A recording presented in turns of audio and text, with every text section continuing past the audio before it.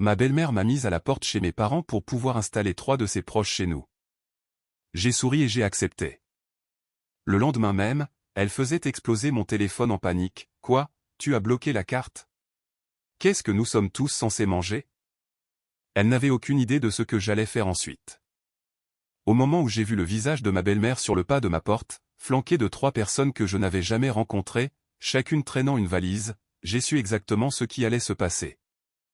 Ce que je ne savais pas, c'est que dans les 24 heures, elle m'appellerait 17 fois de suite, la voix brisée par quelque chose que je n'avais jamais entendu de la part de cette femme en 6 ans de mariage.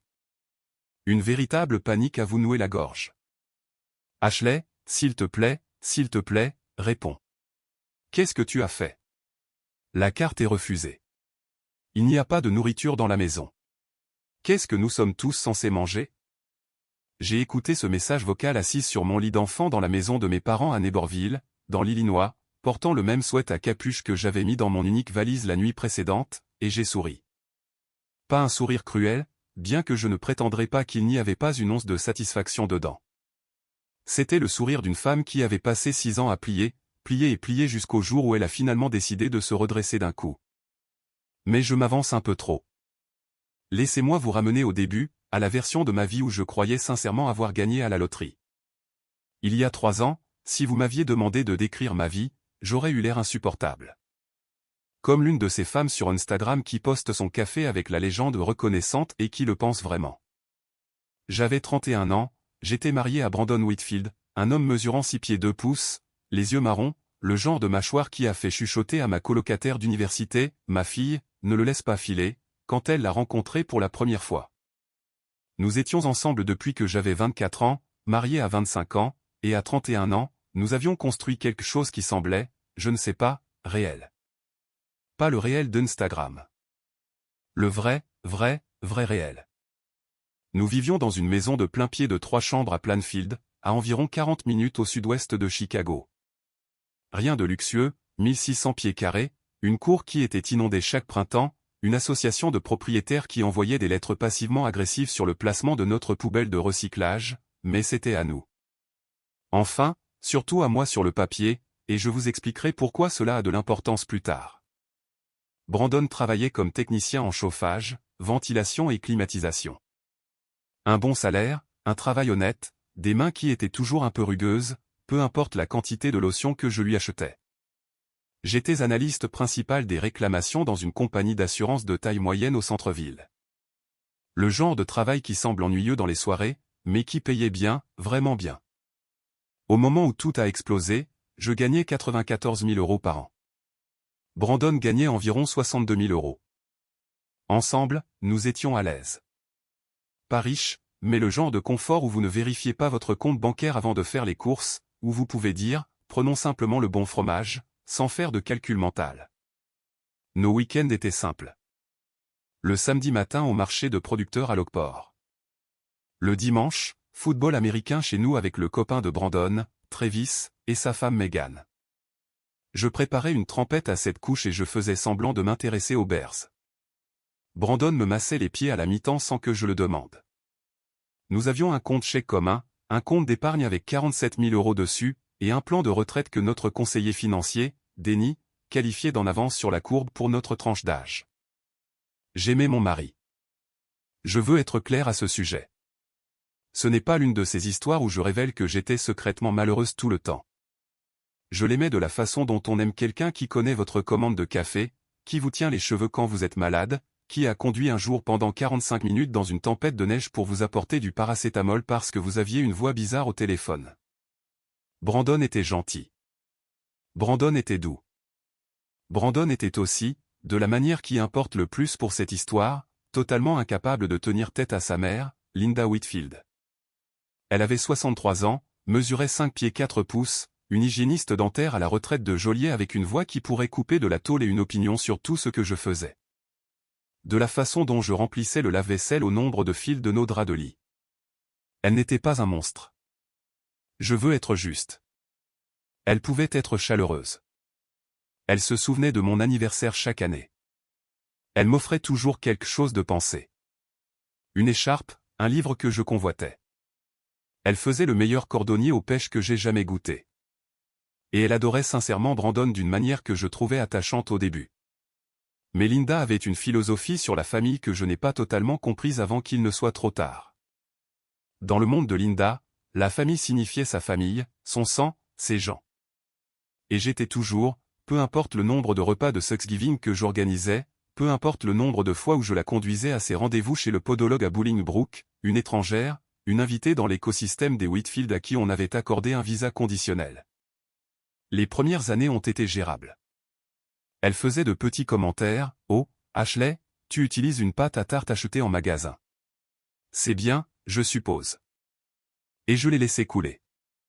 Brandon les remarquait parfois et me jetait un regard qui disait désolé, et cela suffisait. Nous avions des limites. Elle vivait à 30 minutes de là. Elle nous rendait visite 1 ou 2 fois par mois. C'était bien. Puis la sœur de Linda, ma tante par alliance Diane, a divorcé. Et puis la fille de Diane, ma cousine par alliance Stéphanie, a perdu son appartement. Et puis le fils de Diane, mon autre cousin par alliance Marcus, a été licencié de son travail en entrepôt à Roméoville. Et soudainement, le monde de Linda était rempli de personnes qui avaient besoin d'être sauvées. Et Linda avait décidé, avec la certitude absolue d'une femme qui n'a jamais remis en question son propre jugement, de l'endroit exact où ces personnes allaient atterrir. Notre maison. Mais voici la chose. Elle n'est pas venue me voir en premier. Elle n'est même pas allée voir Brandon en premier. Pas vraiment. Elle a planté des graines, de petits commentaires lors des dîners du dimanche chez elle que j'ai à peine remarqués à l'époque. Diane est tellement perdue depuis le divorce. Que Dieu la bénisse. Stéphanie dort sur le canapé d'une amie. Pouvez-vous l'imaginer à 26 ans? Marcus a juste besoin de quelques semaines pour se remettre sur pied, c'est tout. J'ai hoché la tête en accord. J'ai dit, c'est difficile, et j'espère que les choses vont s'arranger, parce que je suis un être humain doué d'empathie, et je me sentais sincèrement mal pour eux. Ce que je n'avais pas réalisé, c'est que chaque hochement de tête compatissant était catalogué, classé, et servirait de munition pour plus tard. En y repensant, je peux identifier le moment exact où le sol a commencé à se dérober sous mes pieds. C'était un mardi soir, au début du mois d'octobre. Brandon est rentré du travail avec une odeur de scellant pour conduit, ce qui était normal. Il m'a embrassé sur le front, ce qui était normal. Puis il s'est assis à la table de la cuisine, a croisé les mains, et a dit quelque chose qui n'était pas normal du tout. Alors, ma mère a appelé aujourd'hui. Des mots inoffensifs en apparence, mais quelque chose dans son ton, une tension, une neutralité prudente, m'a fait dresser les cheveux sur la nuque. J'ai posé la spatule que je tenais. Je préparais un sauté. Je me souviens de l'huile de sésame qui grésillait dans la poêle, de l'odeur forte et chaude. D'accord, ai-je dit lentement. À quel sujet? Elle a eu une idée, il a fait une pause, a dégluti. À propos de Diane et des enfants. Les enfants? Stéphanie avait 26 ans et Marcus en avait 23. Ce n'étaient pas des enfants, mais c'est comme ça que Linda les appelait parce que cela les faisait paraître plus impuissants, plus dignes d'être secourus. Quel genre d'idée, ai-je demandé. Brandon m'a regardé avec ses yeux marrons, et j'ai vu quelque chose que j'avais peut-être vu 3 fois dans tout notre mariage. Une culpabilité qui n'avait pas encore gagné sa raison d'être. Elle pense qu'il devrait rester avec nous pendant un moment, juste jusqu'à ce qu'il se remette sur pied. L'huile de sésame a éclaté. Une petite goutte a touché mon poignet. Je l'ai à peine senti. Tous les 3, ai-je dit. Diane, Stéphanie et Marcus, dans notre maison de 3 chambres. Maman dit que ce ne serait que pour quelques mois, peut-être jusqu'à la fin des fêtes. Je l'ai dévisagé. Le sauté commençait à brûler. Je n'ai pas bougé. Brandon, ai-je dit prudemment. Où exactement 3 adultes supplémentaires dormiraient-ils dans notre maison? Nous avons notre chambre, le bureau d'où je travaille 2 jours par semaine, et la chambre d'amis qui n'a actuellement qu'un lit simple. Il a ouvert la bouche, l'a fermée, puis l'a rouverte. Maman a aussi réfléchi à ça. Et c'était ça. Cette phrase, prononcée dans ma cuisine lors d'un mardi ordinaire pendant que mon dîner carbonisait dans la poêle, a été le premier domino. Je ne savais tout simplement pas encore combien était aligné derrière. J'ai éteint le feu, j'ai jeté le sauté ruiné à la poubelle, j'ai regardé mon mari, cet homme que j'aimais, et j'ai senti quelque chose de froid s'installer dans mon estomac, comme une pierre tombée dans une eau immobile. Dis-moi, ai-je dit. Dis-moi toutes les pensées de Linda. Il n'a pas pu croiser mon regard. Et dans ce silence, dans l'espace entre sa respiration et son mot suivant, j'ai entendu le craquement le plus faible. Le son de la vie que j'avais construite commençant à se fracturer le long d'une ligne de faille dont j'ignorais l'existence. Brandon a expiré par le nez, longuement et lentement, comme il le faisait lorsqu'il était sur le point d'annoncer une mauvaise nouvelle et voulait la présenter comme quelque chose de raisonnable. D'accord, donc maman pense que Diane pourrait prendre la chambre d'amis. C'est logique, non? C'est la plus âgée. Elle a besoin d'intimité. Stéphanie pourrait s'installer dans le bureau. Nous pourrions déplacer ton bureau dans notre chambre. Peut-être le mettre dans le coin près de la fenêtre. Et Marcus, il a laissé sa phrase en suspens. Et Marcus, ai-je répété. Le canapé, juste temporairement. C'est un garçon calme, Ashley. Tu saurais à peine qu'il est là. Je me suis appuyé contre le comptoir de la cuisine. Mes doigts ont serré le bord du stratifié si fort que je pouvais sentir la jointure s'enfoncer dans mes paumes. Laisse-moi m'assurer que je comprends bien ça. Ta mère veut que je renonce à mon bureau à domicile, la pièce d'où je travaille, 2 fois par semaine pour mon véritable emploi qui paie notre véritable hypothèque, pour que ta cousine de 26 ans puisse avoir un endroit où dormir. Et ton cousin de 23 ans vivrait sur notre canapé dans notre salon où nous vivons. Ce n'est pas permanent. Tu n'arrêtes pas de dire ce mot.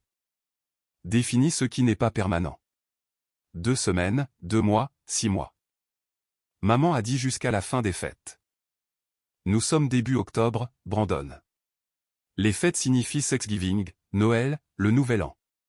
Cela fait 3 mois au minimum. Il s'est frotté la nuque. Je sais que c'est beaucoup demandé. Tu n'as encore rien demandé, ai-je dit doucement. Tu m'as dit ce que ta mère avait décidé. Cela a fait mouche. J'ai pu voir que cela l'avait touché. Un tressaillement. Subtil, mais réel. La façon dont sa mâchoire s'est contractée. Pendant un instant, j'ai cru qu'il allait vraiment s'opposer à toute cette histoire. Qu'il allait dire, tu as raison, c'est fou. Je vais lui dire non. Au lieu de cela, il a dit, peux-tu au moins y réfléchir?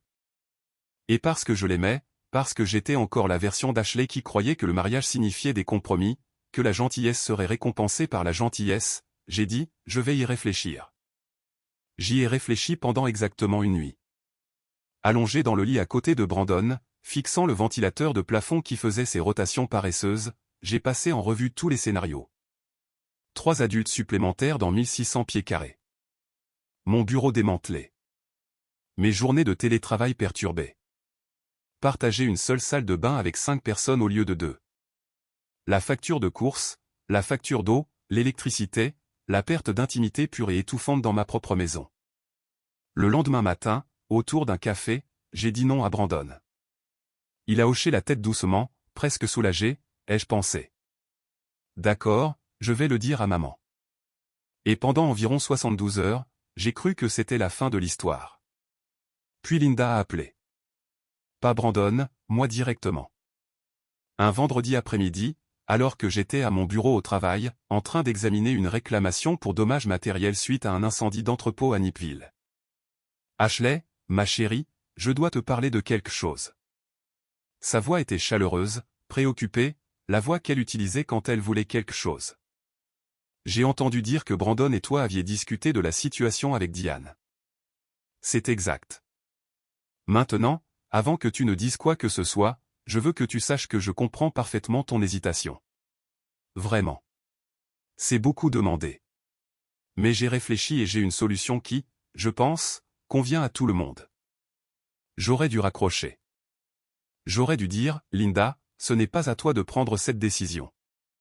Et terminer l'appel. Mais j'étais au travail et j'étais poli et ces 2 choses ont conspiré contre moi. Quelle est ta solution, ai-je demandé. Eh bien, Diane n'a besoin que d'une chambre. Stéphanie peut partager avec elle. Elles sont mère et fille. Cela ne les dérange pas. Donc en réalité, tu ne renonces qu'à la chambre d'amis. Tu gardes ton bureau. Marcus dort sur le canapé, mais juste pour quelques semaines jusqu'à ce qu'il trouve du travail. Il a déjà postulé à plusieurs endroits. C'est à peine un inconvénient. Elle a présenté cela si doucement, si raisonnablement, comme si elle me vendait une multipropriété et avait pratiqué son discours devant le miroir. Linda, j'apprécie que tu y aies réfléchi, mais la réponse est toujours non. Notre maison n'est pas conçue pour cela. Ashley. Sa voix a changé d'un seul degré.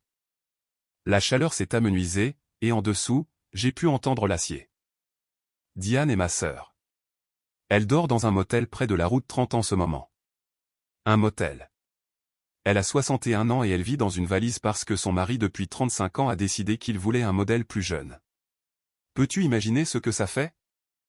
La culpabilité. Elle la maniait comme un scalpel. Je suis désolé pour la situation de Diane. Je le suis vraiment. Mais la famille est de la famille. C'est ce que nous faisons. C'est ce que font les Whitfield. Elle était là. La ligne tracée dans le sable. Les Whitfield aident les Whitfield.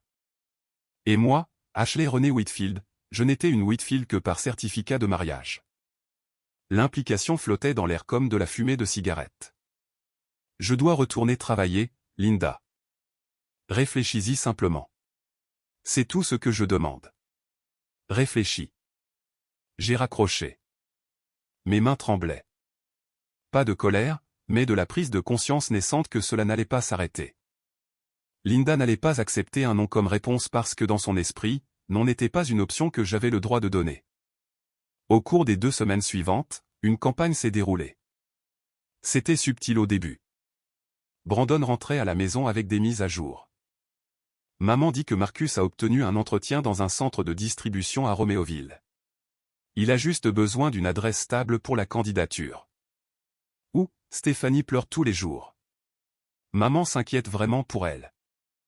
Chaque mise à jour était une brique, et Linda construisait un mur autour de moi, un voyage de culpabilité à la fois. Puis les dîners du dimanche ont commencé à changer. Linda a commencé à inviter Diane, Stéphanie et Marcus à chaque réunion de famille.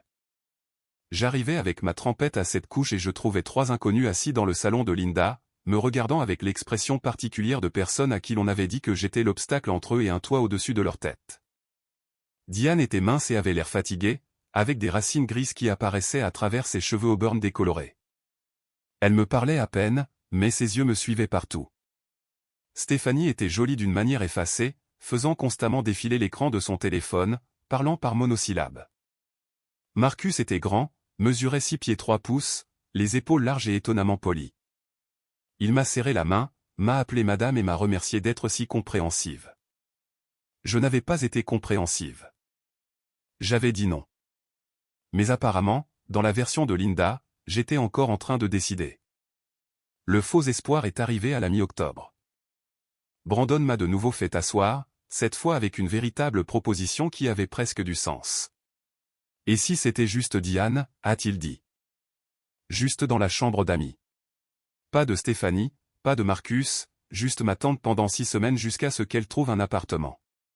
Maman dit que Stéphanie peut rester chez une amie et Marcus peut aller dans un programme de refuge à Joliet qui aide au placement professionnel. Je l'ai regardé.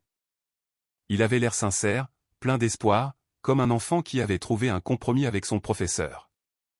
Juste Diane, ai-je dit. Juste Diane. 6 semaines. Je le mettrai par écrit si tu veux. J'ai ri de ça. Il a souri, et contre mon meilleur jugement, contre la voix dans ma tête qui ressemblait étrangement à celle de ma mère, Karen Renée, me disant « Ashley Marie, n'ose même pas, j'ai accepté. » 6 semaines, ai-je dit, et elle participe aux courses. Marché conclu. Brandon m'a prise dans ses bras, m'a embrassé sur la tempe. Merci, bébé. Sérieusement, tu es incroyable. 2 jours plus tard, Diane a emménagé. Juste Diane. Une valise, une boîte d'effets personnels, un sourire reconnaissant qui semblait sincère. Elle était calme, propre, restait dans son coin. Elle lavait sa propre vaisselle. Elle achetait des provisions sans qu'on le lui demande, elle a même pris le bon fromage. Je me suis dit, d'accord, peut-être que j'avais tort. Peut-être que tout va bien. Cela a duré 9 jours. Le 10e jour, je suis rentré du travail et j'ai trouvé Stéphanie assise sur mon canapé en train de se peindre les ongles. « Oh, salut Ashley » a-t-elle dit joyeusement, comme si elle vivait là depuis des mois. Tante Linda m'a déposé. L'appartement de mon ami avait un problème de moisissure, donc je ne peux plus y rester. Diane a dit que c'était d'accord si je dormais ici pour quelques nuits. Diane est apparue dans le couloir, les bras croisés, me regardant avec une expression que je ne peux décrire que comme une anticipation défensive, comme si elle savait que j'allais exploser et avait déjà préparé son contre-argument. J'ai appelé Brandon, a dit rapidement Diane. Il a dit que c'était d'accord. Il a dit que c'était d'accord, ai-je répété lentement. Juste pour quelques nuits, jusqu'à ce que le problème de moisissure soit réglé. J'ai sorti mon téléphone et j'ai appelé Brandon. Il a décroché à la 4e sonnerie. Je pouvais entendre le bruit métallique en arrière-plan. Il était encore sur un chantier. « Salut bébé, avant que tu... As-tu dit à Diane que Stéphanie pouvait emménager ?» Silence. 2 secondes. 3. J'ai dit qu'elle pouvait rester pour quelques nuits. Ce n'est pas emménager. Brandon, nous avions un accord. Seulement Diane. Tu l'as mis par écrit. Tu m'as littéralement envoyé par message les mots, juste Diane. 6 semaines. Je le promets. J'ai le message. Ashley, allez. La fille n'a nulle part où aller. C'est pour quelques nuits. Et quand les quelques nuits se transformeront en quelques semaines, et quand Marcus aura lui aussi besoin de juste quelques nuits, cela ne se produira pas. Cela s'est produit 11 jours plus tard. Marcus est arrivé un jeudi soir avec un sac de sport et un sourire penaud, expliquant que le programme de refuge à Joliet avait une liste d'attente de 3 mois. Et Linda a dit, toujours Linda a dit, qu'il pouvait rester avec nous juste jusqu'à ce qu'une place se libère. Je me suis tenu sur le pas de ma propre porte et j'ai regardé un homme de 23 ans que je connaissais à peine porter ses affaires dans mon salon, et quelque chose en moi est devenu très calme. Pas en colère, pas triste, calme comme le moment précédant l'implosion d'un bâtiment. Quand les charges ont été placées et qu'il ne reste plus que le compte à rebours. Cette nuit-là, avec 4 autres adultes dans ma maison de 1600 pieds carrés, j'étais allongé dans le lit à côté de mon mari et j'ai dit, c'est exactement ce que ta mère voulait depuis le début. Brandon n'a pas répondu pendant un long moment. Peut-être a-t-il finalement dit. Mais ils sont là maintenant. Qu'est-ce que je suis censé faire? Les jeter dehors? Oui, ai-je dit. C'est exactement ce que tu es censé faire. C'est la famille, Ashley. Je suis ta famille. Je suis ta femme.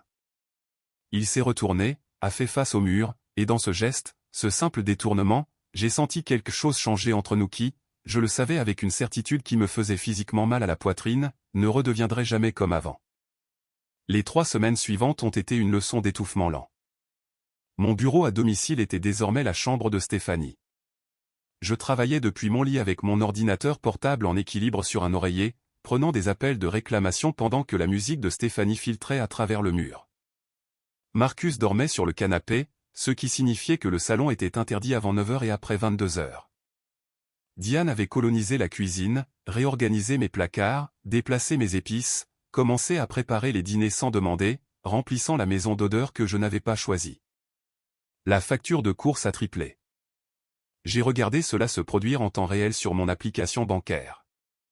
187 € une semaine, 243 € la suivante, 312 € la semaine d'après. Brandon ne l'a pas remarqué car Brandon ne vérifiait jamais notre compte bancaire. C'était mon travail, comme tout ce qui nécessitait une attention soutenue. J'ai dit quelque chose. Bien sûr que je l'ai fait. J'ai fait asseoir Brandon à la table de la cuisine, notre table, bien qu'elle ne semblât plus être la nôtre, et j'ai affiché les chiffres sur mon téléphone. Nous avons dépensé 1400 € supplémentaires en courses en 3 semaines, ai-je dit. La facture d'eau a augmenté.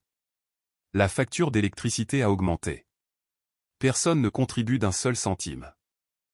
Je vais leur parler, a-t-il dit. Il ne leur a pas parlé. Une semaine plus tard, Linda est venue nous rendre visite. Elle a traversé ma maison comme si elle inspectait un hôtel qu'elle avait réservé. Elle a vérifié la chambre d'amis où Diane séjournait, a jeté un coup d'œil dans le bureau transformé en chambre, a hoché la tête avec approbation devant l'installation de Marcus sur le canapé. Puis elle s'est assise à la table de ma cuisine, sur ma chaise, et m'a souri. Tu vois, a-t-elle dit. Tout le monde s'entend bien. Je savais que ça marcherait. Je l'ai dévisagé. Cette femme qui avait orchestré chaque étape, qui avait joué de son fils comme d'un violon et utilisé mon empathie comme un pied de biche. Elle était assise dans ma maison, sur ma chaise, me souriant comme si elle avait gagné. Linda, ai-je dit. Personne ne paie de loyer. Personne ne contribue aux factures. J'ai dépensé plus de 2000 € le mois dernier pour nourrir et loger tes proches. Son sourire n'a pas vacillé. La famille ne fait pas payer de loyer à la famille, Ashley. Ce n'est pas ma famille. La pièce est devenue silencieuse. Diane s'est figée dans le couloir. Stéphanie a levé les yeux de son téléphone. Même Marcus, qui était habituellement invisible, a semblé se matérialiser dans l'embrasure de la porte. Pardon ? Linda m'a regardé comme si je l'avais giflé. Pardon, a-t-elle dit doucement, dangereusement. C'est ta famille, Linda. Ta sœur, ta nièce et ton neveu, pas les miens. J'ai accepté d'héberger Diane pendant 6 semaines, et au lieu de cela, j'ai 3 personnes chez moi que je n'ai pas invitées et qui ne contribuent à rien. Brandon, a dit Linda sans détacher ses yeux de moi. Brandon, entends-tu cela? Brandon se tenait près du réfrigérateur. Je me suis tourné pour le regarder. Mon mari, mon partenaire, l'homme qui était censé me soutenir. Il a regardé sa mère. Il m'a regardé. Et puis il a prononcé les mots qui ont brisé quelque chose en moi qui, je pense, n'a pas complètement guéri à ce jour. Ashley, tu devrais peut-être aller rester chez tes parents pendant quelques jours, juste jusqu'à ce que tout le monde se calme. La pièce bourdonnait de silence. Je pouvais entendre le cycle du réfrigérateur, le tic-tac de l'horloge sur le mur, mon propre sang affluait dans mes oreilles. Tu veux que je parte, ai-je dit. De ma maison? Tu veux que je quitte ma propre maison juste pour quelques jours pour me calmer? Linda hochait la tête, hochait réellement la tête comme si c'était la solution raisonnable qu'elle espérait depuis le début. Et à ce moment-là, en regardant mon mari choisir le confort de sa mère plutôt que le mien, j'ai compris quelque chose avec une clarté dure comme le diamant. Les choses n'allaient pas s'améliorer. Il n'y avait aucune conversation, aucun compromis, aucune séance de thérapie de couple qui pourrait réparer ce qui était fondamentalement brisé. Brandon choisirait toujours Linda, à chaque fois. Alors, j'ai souri. Je l'ai senti s'étaler sur mon visage, calme, contrôlé, et absolument terrifiant pour tout le monde dans cette pièce parce qu'il s'attendait à des larmes. D'accord, ai-je dit. Je vais aller chez mes parents. Linda a cligné des yeux.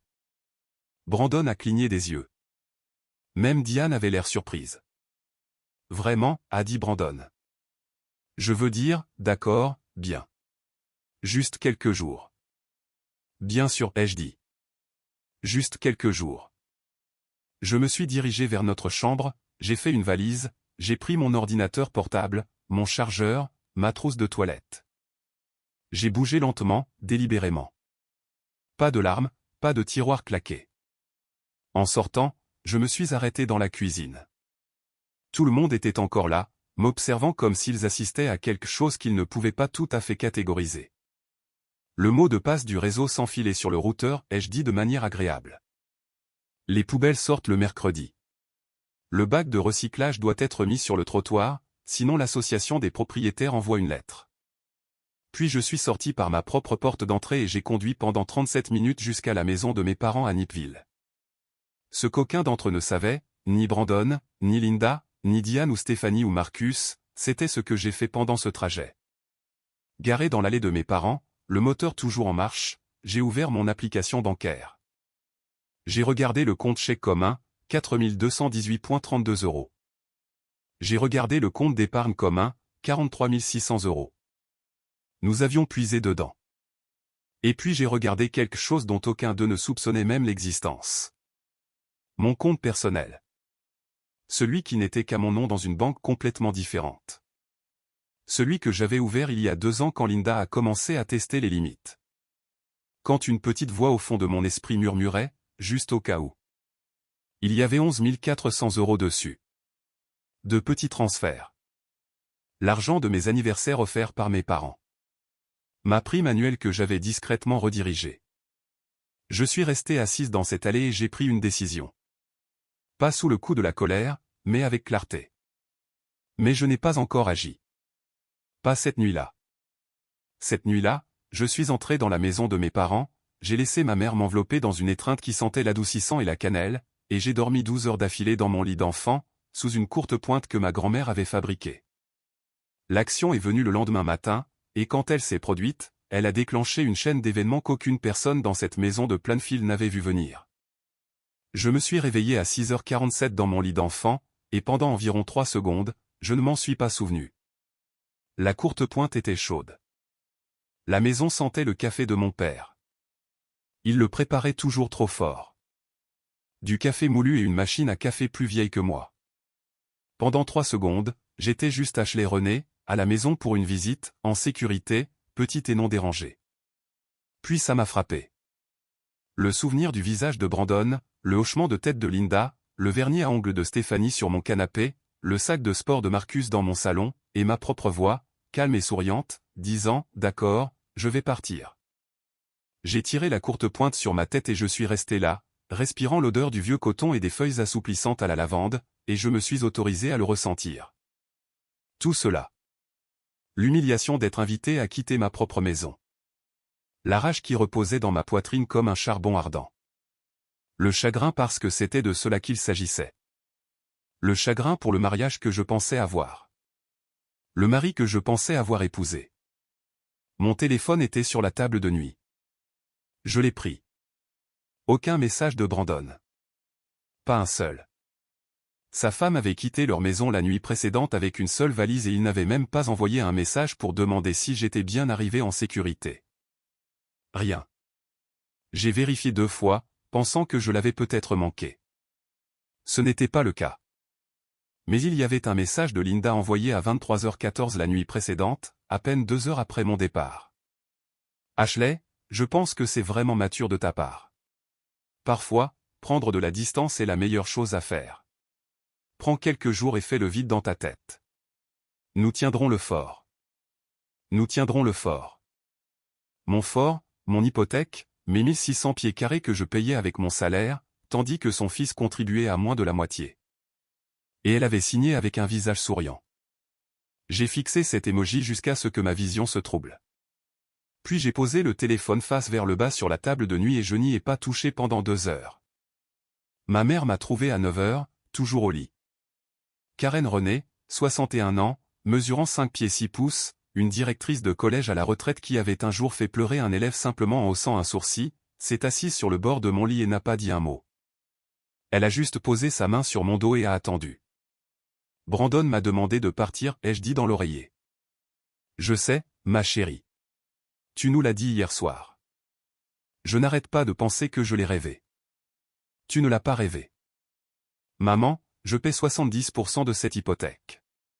La maison est à nos 2 noms, mais la compte, 22 000 euros, venait de mes économies avant même que nous soyons mariés. Je l'ai meublée. Je l'ai entretenue. J'ai peint chaque pièce de cette maison moi-même parce que Brandon avait dit qu'il s'en occuperait et ne l'a jamais fait. La main de ma mère s'est immobilisée sur mon dos. Ashley, regarde-moi. Je me suis retourné. Son visage était calme, mais ses yeux, les yeux de ma mère, faisaient cette chose qu'il faisait quand elle était furieuse et la contenait, comme regarder quelqu'un maintenir un couvercle sur une marmite bouillante. « Qu'est-ce que tu vas faire » a-t-elle demandé. « Je ne sais pas encore. » « Bien sûr que tu le sais. Tu as toujours su quoi faire. Tu as juste besoin de décider que tu as le droit de le faire. » Elle est partie, a fermé la porte doucement, et je suis resté là à fixer mon plafond, le même plafond que j'avais fixé en tant qu'adolescente, en me demandant ce que ma vie allait devenir. Et j'ai commencé à penser, à vraiment penser, pas avec mon cœur, qui était brisé, mais avec mon cerveau, qui ne l'était pas. Voici ce que je savais. La maison à Plainfield était détenue conjointement. Les 2 noms sur l'acte de propriété, les 2 noms sur l'hypothèque. Mais la compte était le mien. J'avais des relevés bancaires pour le prouver. Le compte chèque commun contenait 4 218,32 euros. Le compte d'épargne commun contenait 43 600 euros. Mon compte personnel, celui dont personne ne connaissait l'existence, contenait 11 400 euros. Je savais aussi autre chose, quelque chose que je n'avais pas dit à Brandon parce que cela n'avait pas eu d'importance jusqu'à présent. Mon salaire de 94 000 euros, était déposé directement sur le compte chèque commun. Toutes les 2 semaines, 2847,63 €, après les impôts et les cotisations du plan de retraite, atterrissaient sur ce compte. Et de ce compte découlait l'hypothèque, les services publics, les paiements de la voiture, l'assurance, les courses, tout. Les chèques de Brandon y allaient aussi, mais ils couvraient peut-être 40% de nos dépenses. Le reste, c'était moi. Si je redirigeais mon dépôt direct, ce compte commun se viderait comme une baignoire dont on a retiré le bouchon. En moins de 2 semaines, il n'y aurait pas assez pour couvrir le paiement de l'hypothèque, et encore moins pour nourrir 5 adultes. J'ai réfléchi à cela, je l'ai retourné dans mon esprit comme une pierre. Cela semblait dangereux. Cela semblait vindicatif. Cela ressemblait à quelque chose que Linda ferait, mais cela ressemblait aussi à la première pensée rationnelle que j'avais eue depuis des semaines. Je ne l'ai pas encore fait. Pas ce matin-là. Au lieu de cela, j'ai fait quelque chose de plus difficile. Je suis allé travailler, j'ai conduit 40 minutes de Neighborville au bureau du centre-ville, je me suis assise à mon bureau, j'ai traité des réclamations, j'ai répondu aux courriels et j'ai fait semblant que ma vie n'était pas en train d'imploser. Ma collègue, Jennifer, la seule personne au travail que j'appellerais une vraie amie, l'a remarqué immédiatement. « Tu as l'air d'avoir dormi dans un fossé », a-t-elle dit en posant un café sur mon bureau. La maison de mes parents, en fait. Quoi? Je lui ai raconté la version abrégée. Les proches, la culpabilité, l'escalade, Brandon me disant de partir. Jennifer a écouté sans interrompre, ce qui était inhabituel pour elle. Et quand j'ai eu fini, elle a dit quelque chose qui a ouvert une faille en moi. « Ashley, c'est de l'abus. » J'ai tressailli. Ce n'est pas. Il ne m'a pas frappé. Personne ne m'a frappé. Il t'a retiré de ta propre maison pour faire de la place à des personnes que sa mère a choisies. Il a donné la priorité à son confort plutôt qu'à ta sécurité et ta stabilité. C'est une forme d'abus. Et le fait que tu sois assise ici à traiter des réclamations d'incendie au lieu d'appeler un avocat me dit que tu ne l'as pas encore accepté. J'ai ouvert la bouche pour discuter, je l'ai fermée, je l'ai rouverte. Je ne veux pas divorcer, ai-je murmuré. Je n'ai pas dit divorce, j'ai dit avocat. Il y a une différence. Un avocat t'explique tes options. Ce que tu fais de ces options ne dépend que de toi.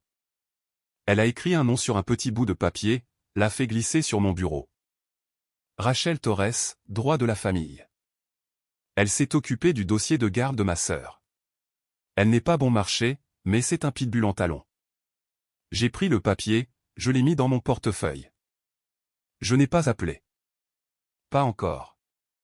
Cette nuit-là, de retour chez mes parents, j'ai enfin vérifié mon téléphone correctement. 3 messages de Brandon. 17h12, salut, comment s'est passé le travail? 17h14, maman a préparé un rôti ce soir. Diane a aidé. 17h47, tu me manques. Rentre vite à la maison. D'accord. Je les ai lus 3 fois. Maman a préparé un rôti ce soir. Dans ma cuisine en utilisant mes casseroles, probablement mes provisions, et il me le rapportait comme si c'était charmant, comme si je devais être heureuse que la femme qui avait orchestré mon expulsion de ma propre maison cuisinait maintenant dedans. Je n'ai pas répondu. Le lendemain matin, je me suis réveillé avec un message vocal de Linda, celui que j'ai décrit au début de cette histoire, celui paniqué à propos de la carte refusée. Sauf que je dois me corriger parce que la chronologie a son importance. Ce message vocal n'est pas arrivé le lendemain matin. Il est arrivé 4 jours plus tard. Et ce qui s'est passé pendant ces 4 jours est ce qui a tout changé. Jour 1 après mon départ, silence. Je suis allé travailler, je suis retourné à Nipville, j'ai dîné avec mes parents. Mon père, Michael René, un électricien à la retraite qui communique principalement par des regards significatifs et occasionnellement par des répliques cinglantes, n'a dit qu'une seule chose à propos de ma situation.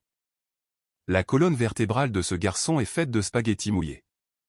Puis il a recommencé à regarder le jeu télévisé. Jour 2, Brandon a appelé. J'ai laissé sonner.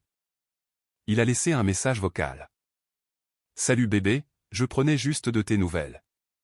Tout le monde s'installe très bien ici. Maman te dit bonjour. Rentre à la maison quand tu seras prête. Rien ne presse. Rien ne presse. Je pouvais prendre mon temps pour retourner dans ma propre maison. Quelle générosité. Jour 3. J'ai appelé Rachel Torres. Son bureau était dans un bâtiment en verre sur la rue Washington, au 14e étage. Elle était petite, mesurait peut-être 5 pieds 2 pouces, avec des cheveux noirs tirés en arrière et des lunettes de lecture qu'elle n'arrêtait pas de repousser sur son nez. Elle ne m'a pas offert de café ni fait de conversation banale. Elle s'est assise, a fait cliquer un stylo et a dit « Racontez-moi tout. Ne faites pas de commentaires éditoriaux, juste les faits. » Alors, je lui ai donné les faits. La maison, l'hypothèque, les documents de la compte, les comptes communs, la disparité des revenus, les proches, la demande de Brandon que je parte, l'implication de Linda. Rachel a pris des notes pendant 20 minutes d'affilée. Puis, elle a posé son stylo et m'a regardé par-dessus ses lunettes. Voici ce que vous devez comprendre, Ashley. L'Illinois est un État de distribution équitable, pas de communauté de biens. Si cela va jusqu'au divorce, le tribunal divise les actifs sur la base de l'équité, pas de manière égale. Vos contributions documentées à la compte, vos revenus plus élevés, vos preuves que vous avez été effectivement forcé de quitter le domicile conjugal, tout cela a de l'importance. Je vous ai dit que je ne voulais pas divorcer, ai-je dit. Et je vous ai entendu, mais je veux que vous compreniez quelque chose. Elle s'est penchée en avant à ce moment-là.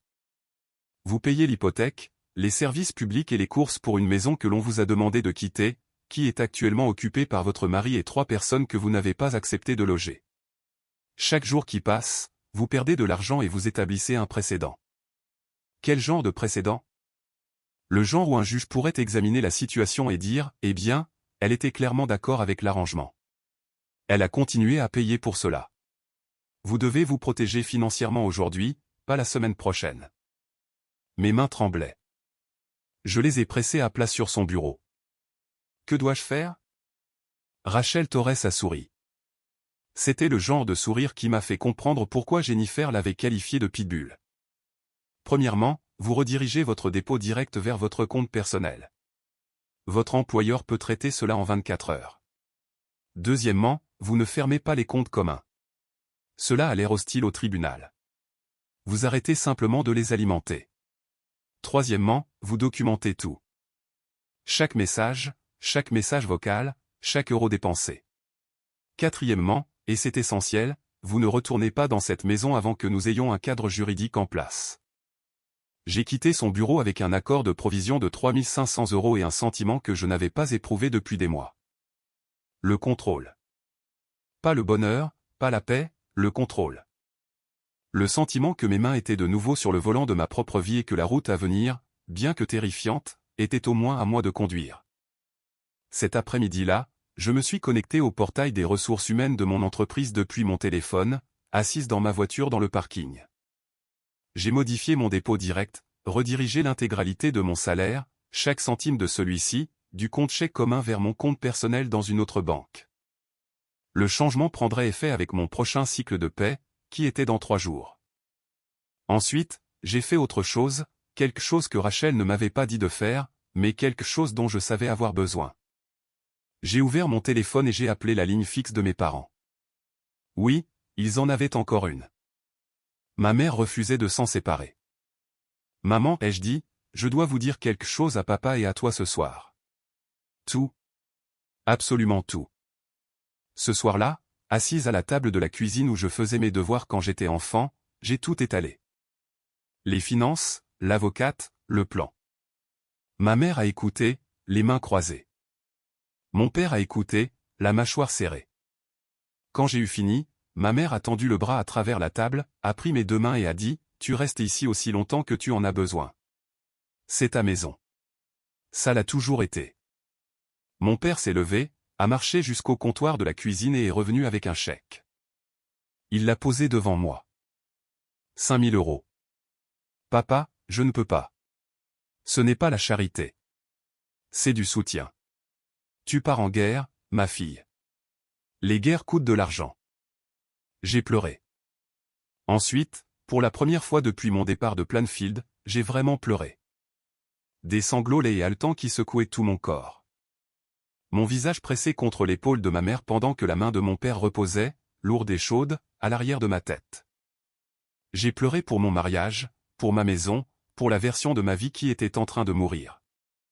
Et quand j'ai eu fini, j'ai séché mon visage, j'ai plié le chèque dans mon portefeuille à côté de la carte de Rachel Torres, et j'ai senti quelque chose de nouveau s'installer dans l'espace où se trouvait le chagrin. Ce n'était pas de la colère. Ce n'était pas de la tristesse. C'était de la détermination. Froide, nette et dure comme du diamant, comme le tranchant d'une lame qui vient d'être aiguisée. Jour 4, le jour où les dominos ont commencé à tomber. Mon salaire n'est pas arrivé sur le compte commun. Au lieu de cela, 2847,63 € ont atterri discrètement sur mon compte personnel à 6 h du matin. À 9 h, Linda appelait. À 10 h, elle avait appelé 6 fois. À midi, 17 appels et 3 messages vocaux, chacun passant de confus à frénétique puis furieux. Je les ai tous écoutés assise sur mon lit d'enfant et j'étais déjà sur mon ordinateur portable en train de sortir tous les documents financiers que j'avais, constituant le dossier que Rachel Torres avait demandé, chaque reçu, chaque relevé bancaire. Chaque message texte où Brandon avait promis que ce serait juste Diane pour 6 semaines.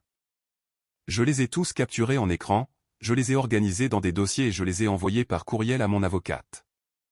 Puis j'ai ouvert un nouvel onglet de navigateur, j'ai tapé l'adresse d'un serrurier à Plainfield et j'ai ajouté la page à mes favoris. Pas encore, mais bientôt. Mon téléphone a de nouveau vibré. Pas Linda cette fois. Brandon. Ashley. Qu'est-ce qui se passe bon sang? Maman dit que la carte a été refusée chez Julasco. S'est-il passé quelque chose avec la banque? J'ai fixé l'écran. Mes pouces ont plané au-dessus du clavier. J'ai tapé 4 mots, je les ai effacés, je les ai retapés, je les ai effacés à nouveau. Finalement, j'ai posé le téléphone sans répondre. Qu'il se pose des questions. Qu'il reste assis dans cette maison, ma maison, et qu'il ressente pour la première fois le poids de ce qu'il en coûte pour faire tourner une vie. Qu'ils ouvrent le réfrigérateur et le voient se vider. Qu'ils vérifient le solde du compte et regardent le chiffre rétrécir. Qu'ils comprennent de la manière la plus viscérale possible exactement à qui appartenait l'argent qui avait maintenu ce toit au-dessus de leur tête. Parce que la phase suivante de mon plan ne concernait pas l'argent. Elle concernait la maison elle-même. Et ce que Rachel Torres m'avait dit lors de notre deuxième appel téléphonique cet après-midi-là, la chose qui m'a fait serrer mon téléphone si fort que la coque s'est fissurée, a changé tout ce que je pensais savoir sur mon propre mariage. Ashley, avait-elle dit, sa voix prudente et précise. J'ai obtenu les registres de propriété de votre adresse à Plainfield. Il y a quelque chose que vous devez voir. Ashley, avait-elle dit, sa voix prudente et précise. J'ai obtenu les registres de propriété de votre adresse à Plainfield. Il y a quelque chose que vous devez voir. J'ai serré le téléphone. Que voulez-vous dire? Quand vous avez acheté la maison avant le mariage, n'est-ce pas? Oui. Je l'ai achetée 8 mois avant le mariage. Brandon a emménagé après notre mariage. C'est bien ce que je pensais. Et vous l'avez ajouté à l'acte de propriété après le mariage. Il me l'a demandé. Il a dit que cela donnerait l'impression que c'était notre maison. Je l'ai fait environ 6 mois après la cérémonie. Exactement. Voici la chose. Rachel a fait une pause. Je pouvais l'entendre cliquer sur des documents sur son ordinateur. Vous l'avez ajouté à l'acte de propriété, mais l'hypothèque n'a jamais été refinancée aux deux noms. L'hypothèque est uniquement à votre nom. Ashley Renée, votre nom de jeune fille. En fait, elle n'a même jamais été mise à jour.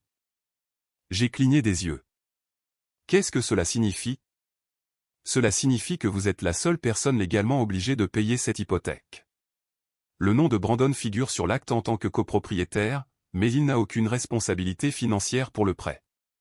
Si les paiements s'arrêtent, la banque vient vous chercher, pas lui. Vous. Je sais que cela semble mauvais, a poursuivi Rachel. Mais dans notre situation, c'est en fait un moyen de pression. Parce que voici le revers de la médaille. Vous êtes celle dont la banque se soucie. Vous êtes l'emprunteuse. Et en ce moment, vous payez pour une maison dont vous avez été déplacé pendant que votre mari héberge des personnes sans votre consentement. N'importe quel juge du tribunal de la famille du comté de Cook aura une opinion très arrêtée à ce sujet. Je suis restée assise dans ma voiture dans le parking pendant 15 minutes après cet appel, le moteur éteint, les mains sur le volant à 10h10, à fixer le vide. L'hypothèque était à moi. Les revenus étaient à moi. La compte était à moi, et j'avais été celle à qui on avait demandé de partir. Quelque chose s'est cristallisé à ce moment-là. Pas un plan. J'avais déjà un plan. Une conviction. La certitude absolue et inébranlable que j'en avais fini de plier. Jour 5. J'ai appelé Brandon. Il a décroché à la première sonnerie. Ashley, enfin. Que se passe-t-il avec le compte bancaire? Maman a été. Brandon, j'ai besoin que tu m'écoutes. Ne m'interromps pas. Silence. Un silence surpris. Je ne lui avais jamais parlé sur ce ton. J'ai engagé une avocate. Son nom est Rachel Torres. Elle te contactera cette semaine. J'ai redirigé mon dépôt direct vers un compte personnel parce que je ne continuerai pas à financer un foyer que l'on m'a demandé de quitter. Le paiement de l'hypothèque est dû le 1er du mois. C'est dans 9 jours. S'il n'est pas payé, cela affecte mon crédit, pas le tien puisque le prêt est uniquement à mon nom. Donc, je ferai ce paiement directement au prêteur depuis mon propre compte. Mais tout le reste, les services publics, les courses, l'essence, quoi que ta mère et ses proches aient besoin, ce n'est plus ma responsabilité. Je pouvais l'entendre respirer rapidement, de manière superficielle. Ashley, tu ne peux pas juste. Je peux, et je le fais. Et encore une chose, Rachel m'a conseillé de demander formellement que Diane, Stéphanie et Marcus quittent la propriété dans les 14 jours. Tu recevras cela par écrit. S'ils ne sont pas partis, nous intenterons des recours légaux. Ce n'est pas une négociation. Tu fais exploser tout ça. Pourquoi? Pour quelques invités à la maison. Pour avoir choisi ta mère plutôt que ta femme. Pour avoir été prié de quitter ma propre maison. Pour 3 personnes que je n'ai pas invitées mangeant de la nourriture que j'ai payée dans des pièces que j'ai meublées. Choisis la raison qui te plaît, Brandon, elles sont toutes valables. Il a raccroché. Je m'y attendais. Ce à quoi je ne m'attendais pas, c'est ce qui s'est passé 3 heures plus tard. Linda s'est présentée chez mes parents. Ma mère a ouvert la porte. J'étais à l'étage, mais j'ai entendu chaque mot à travers la bouche d'aération, la même bouche d'aération que j'utilisais pour écouter aux portes quand j'étais adolescente quand mes parents se disputaient pour savoir si je pouvais aller au bal de promo avec Danny Kowalski. Karen, j'ai besoin de parler à Ashley. La voix de Linda, contrôlée mais tendue, comme un câble sur le point de céder. La voix de ma mère, calme comme un lac gelé. Linda, ma fille ne veut pas te voir en ce moment. C'est entre elle et moi. Elle détruit son mariage pour un malentendu. Un malentendu, a répété ma mère d'un ton neutre. Tu as installé 3 personnes dans sa maison, tu as fait en sorte que son mari lui dise de partir, et tu appelles cela un malentendu. La famille est de la famille. Karen, je suis désolé si c'est un concept étranger pour. N'ose pas. 2 mots, la voix de directrice de ma mère, la voix qui pouvait faire taire une cafétéria de 300 élèves. N'ose pas venir chez moi et me faire la morale sur la famille. Ma fille a payé pour cette maison. Ma fille a financé cette vie. Et tu l'as traitée comme une locataire qui avait abusé de son hospitalité. Alors, voici ce qui va se passer. Tu vas remonter dans ta voiture, retourner à Plainfield, et dire à tes proches de commencer à faire leurs valises parce que ma fille a une avocate, Linda. Une très bonne avocate. Silence, puis le bruit de la voiture de Linda qui s'éloignait. Ma mère est apparue dans l'encadrement de ma porte 2 minutes plus tard, pas même légèrement décoiffée. Elle ne reviendra pas, a-t-elle dit simplement. Et elle avait raison. Les 7 jours suivants se sont déroulés avec la précision d'une machine juridique. Rachel Torres a envoyé une lettre formelle à Brandon, par courrier recommandé avec accusé de réception, demandant le départ de tous les occupants non résidents dans un délai de 14 jours. Elle a également déposé une requête auprès du tribunal documentant mon déplacement du domicile conjugal, incluant des captures d'écran du message de Brandon, juste Diane, 6 semaines, je le promets, le message avec le visage souriant de Linda. Et les relevés bancaires montrant 3 200 € de dépenses excédentaires pendant l'occupation. Brandon m'a appelé 2 fois pendant cette semaine. La première fois, il était en colère. Tu as pris un avocat, sérieusement? Sans même m'en parler? J'ai essayé de t'en parler, Brandon. Tu m'as dit d'aller chez mes parents. La deuxième fois, il avait peur. Sa voix était différente, plus petite, plus jeune. Ashley, Marcus et Stéphanie sont partis hier. Il séjourne dans un motel. Diane fait ses valises. Maman est furieuse. Elle dit que tu déchires la famille. Tant mieux, ai-je dit. Ils auraient dû partir il y a 3 semaines. Et pour nous? J'ai fermé les yeux. C'était la question que je redoutais. Non pas parce que je ne connaissais pas la réponse, mais parce que la dire à haute voix la rendrait irréversible. Je ne sais pas, Brandon. Honnêtement, je ne sais pas s'il y a un nous vers lequel revenir.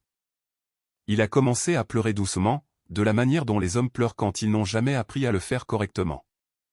Des sons ravalés, des respirations saccadées. Et je l'ai senti dans ma poitrine, cette ancienne tendresse, ce réflexe de le réconforter. Mais je ne l'ai pas fait, parce que la tendresse était la laisse à laquelle il m'avait gardé pendant 6 ans, et je m'étais enfin libéré du collier. Le jour 12, Diane a déménagé. Je le sais parce que Brandon m'a envoyé une photo de la chambre d'amis vide, comme preuve de conformité. Le lit était défait. Le placard était ouvert et vide. Sur la table de nuit, il y avait un mot de Diane qui disait « Ashley, je suis désolé. » Je ne réalisais pas. « Merci pour ta gentillesse. » J'ai fixé ce mot pendant un long moment. Je la croyais. Diane avait aussi été un pion. Le jour 14, je suis retourné à Plainfield en voiture, pas pour me réconcilier, mais pour évaluer. Rachel est venue avec moi. Nous avons traversé la maison ensemble pendant que Brandon était assis sur le canapé, nous regardant avec des yeux rougis. La maison était en désordre. Pas détruite, mais négligée de la façon dont un endroit le devient lorsque trop de personnes y vivent sans que personne n'en prenne la responsabilité. Des taches sur le tapis, une fissure dans le miroir de la salle de bain. Mon bureau, la pièce que Stéphanie avait occupée, sentait le parfum éventé et avait des marques de vernis à ongles sur le bureau que j'avais acheté et assemblé moi-même. Rachel a tout documenté, des photos, des notes, des horodatage. Brandon n'a pas dit un mot. Quand nous avons eu fini, je me suis tenu dans mon salon, et j'ai regardé mon mari. Il avait l'air plus petit que dans mes souvenirs, pas physiquement. Quelque chose d'autre avait rétréci. Brandon, ai-je dit, ta mère a orchestré toute cette affaire. Elle t'a manipulé. Elle m'a manipulé. Et elle a utilisé Diane et Stéphanie et Marcus comme des pièces d'échecs. Tu le sais, n'est-ce pas? Il a hoché la tête lentement. Je sais. Et quand je t'ai dit à plusieurs reprises que c'était mal, tu l'as choisi à chaque fois. Je sais. Sa voix s'est brisée. Je pensais faire la bonne chose. Tu pensais faire la chose facile. Il y a une différence. Il a regardé le sol et j'ai dit la chose que je portais depuis 2 semaines, la chose qui reposait dans ma poitrine comme une pierre. Je demande le divorce, Brandon. Il n'a pas argumenté. Il n'a pas supplié. Il a juste hoché la tête une fois de plus et a dit, « Je suis désolé, Ashley. Je sais que tu le es, ai-je dit. Mais être désolé ne reconstruit pas ce que tu l'as laissé détruire. » Le divorce a pris 4 mois. Distribution équitable. Comme Rachel l'avait dit, j'ai gardé la maison, j'ai racheté la part de Brandon pour 31 000 €, ce qui était juste étant donné que mon acompte avait été de 22 000 € et que j'avais payé la grande majorité de l'hypothèque. Il a gardé son camion et son plan de retraite. Nous avons partagé l'épargne commune. J'ai obtenu 26 000 €. Il a obtenu 17 600 €. Propre, chirurgical. La juge a noté dans son opinion écrite que mon déplacement involontaire du domicile conjugal était un facteur important. Linda a essayé de venir à l'audience finale. Rachel l'a fait expulser de la salle d'audience. Je n'ai pas regardé en arrière. Cela s'est passé il y a 11 mois. Je suis assise dans ma maison à Plainfield en ce moment même pour écrire ceci. Le bureau est redevenu un bureau. Mon bureau près de la fenêtre, mon ordinateur portable, mes dossiers. La chambre d'amis a un nouveau lit, un vrai, de très grande taille pour quand mes parents viennent en visite. Le salon est à moi. La cuisine est à moi. Le silence est à moi. J'ai 33 ans, je suis divorcé. Ma cote de crédit est de 781. Mon compte d'épargne contient 38 000 €. J'ai eu une augmentation, 11 000 € maintenant. Denis, mon conseiller financier, dit que je suis de nouveau sur la bonne voie. Jennifer au travail, dit que j'ai l'air d'une personne différente. Mon père dit que je me ressemble de nouveau. Brandon a déménagé dans un appartement à Joliet plus près de Linda. J'entends par des amis communs qu'elle lui rend visite 3 fois par semaine. Elle a obtenu ce qu'elle voulait à la fin, son fils, tout pour elle. Parfois, tard dans la nuit, je cherche encore de l'autre côté du lit. La mémoire musculaire. Je trouve des draps froids et un espace vide. Et pendant un instant, juste un instant, le poids d'une autre personne à côté de moi me manque. Puis je me souviens que le poids que je portais n'était pas de l'amour. C'était une obligation déguisée en alliance. Ma mère m'a dit quelque chose la semaine où j'ai réintégré ma maison. Nous étions debout dans la cuisine en train de déballer un carton de vaisselle, de nouvelles assiettes, que j'avais choisies moi-même, et elle a brandi une tasse à café et a dit « Tu connais la différence entre plier et se briser, Ashley ? Plier signifie que tu peux encore te redresser. Se briser signifie que quelqu'un d'autre décide de ta forme. » J'ai pris la tasse de ses mains, je me suis versé du café, je me suis assise sur ma chaise, à ma table, dans ma maison. Plus personne ne décide de ma forme.